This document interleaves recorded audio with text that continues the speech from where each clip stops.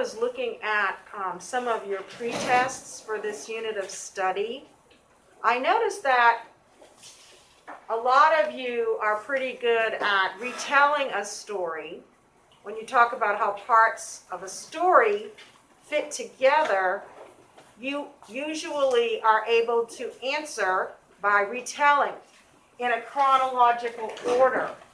What happened first, what happened next, okay? And that's a very basic skill that you have pretty solidly by the time that you are in third grade.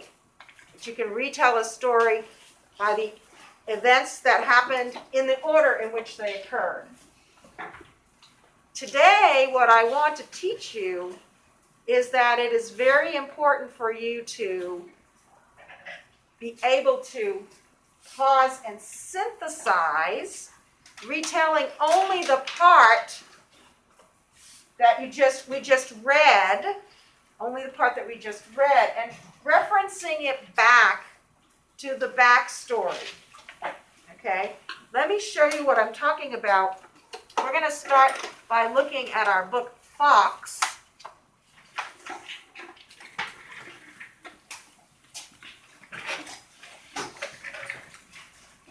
And earlier today, when I read to you, I got to this part right here, where it's the end of the story, and Fox has, remember, flicked Magpie off his back like a flea, and now Magpie is in the hot desert, and notice it's red. And I'm reading this. Listen to these words. Magpie huddles, a scruff of feathers, adrift in heat. She can feel herself burning into nothingness. It would be so easy just to die here in the desert. Okay, if I'm synthesizing, like our chart said, if I'm synthesizing, retelling only the part I just read and referencing something in the backstory, okay, I look at this and I think to myself, I've kind of heard these words before. At the beginning of the story,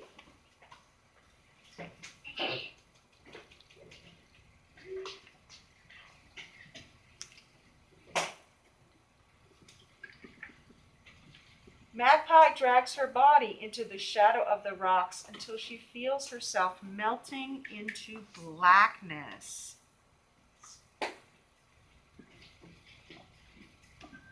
Now, these two parts of the story are related to each other, right? We get here, right here, we can say that Magpie is exactly in the same position, not exactly, but is in a very similar position at the end of the story as she was to the beginning. Okay, I'm going to stop for a second because I don't have your attention. The only people that have permission to be doing something else are those who are taking their social studies test and their language test. If that's not you, then your attention should be up here. So I can say, if I'm synthesizing by connecting this to something that happened in the backstory, I don't have to retell the whole story to get there. I can just say, Magpie is in the desert now, and she could do exactly what she wanted to do at the very beginning of the story. She could just melt into blackness. She could just die there in the desert, but she doesn't. So she has changed somehow because in a similar situation, she is acting differently. Can you see how that's different than a retelling? All right, so let's take another look at something we just read in our read aloud today. We have Mia, who is working the front desk, and somebody comes to the door. And again, she describes him as a white man. All right? And we have noticed always when we have a new character coming in, all the way back to the beginning, that she references their race. She identifies them by race. We know that Hank is an African American, right? We know that Mr. Yao and Jason are Asian. They're Chinese, just like Mia is. So we know race. So we can say, oh, here it is again with some race. Maybe I should be remembering back in the story where we talked about race before. But then we get over here, she buzzes him in. All right, she buzzes him in. What part of the backstory does that go with? What part of the backstory? What part of what we have already read in this book connects to that? She buzzes him in. He is going to hurt her. You can flip back in your sketch note journal. Taking back to what you've been writing. Does anybody remember what happened, Octavian? The owner of the place that they're living at, and Mr. Yao? yeah, he told them don't make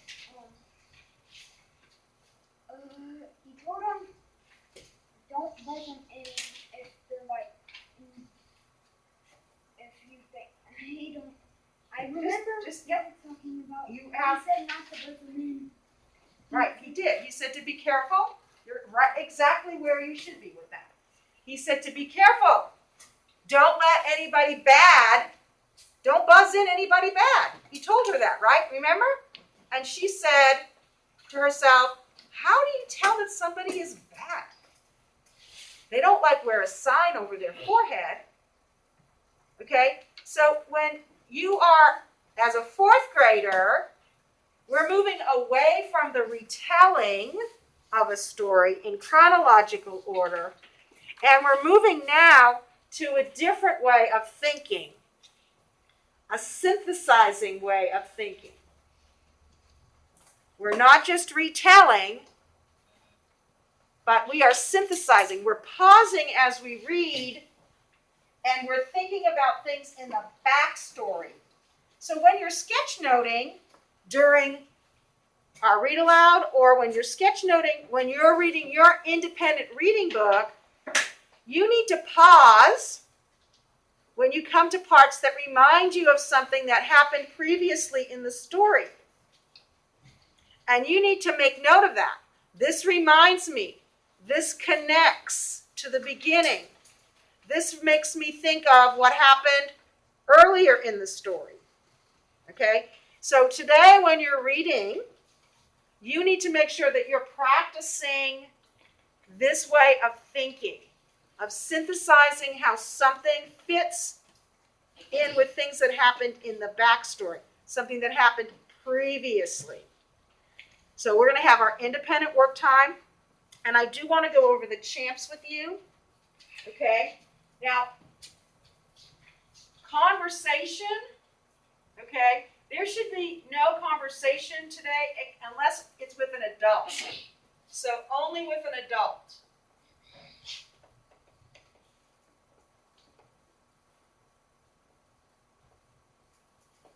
Help if you need help. The first thing you're going to have to try to do is help yourself. Take care of yourself. Figure out what you could do. And then you can use hand signals if you need to. But remember that I'm going to be meeting with a small group up here. And when I'm conferencing with a small group, you cannot disturb me. So you're going to have to take care of yourself. Your activity, we have, if you have a black checker, you're going to get a computer. Remember to put the checker in the basket. Oops, I spelled that.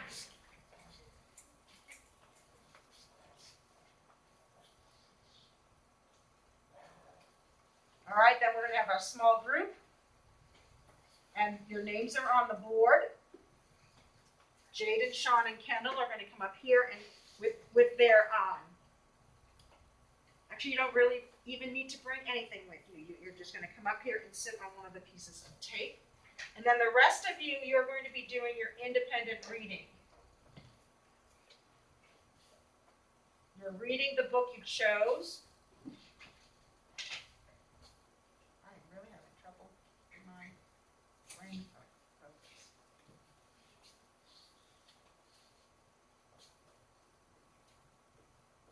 Reading in the book that you chose with me from over here, and sketch noting.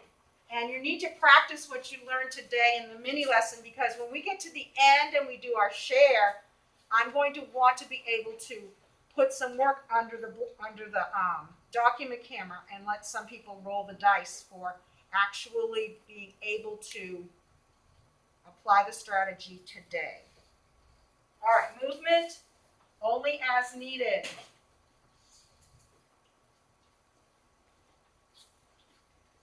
And participation, 100% participation. Everybody is participating. Now, how do you know you're successful? How do you know you're successful? You know you're successful by passing. If you're on the computer, you're passing lessons or activities on iReady and Achieve. You know you're successful up here with me if you have the exit ticket completed correctly. You know you're successful if you're reading independently, if you can apply the strategy.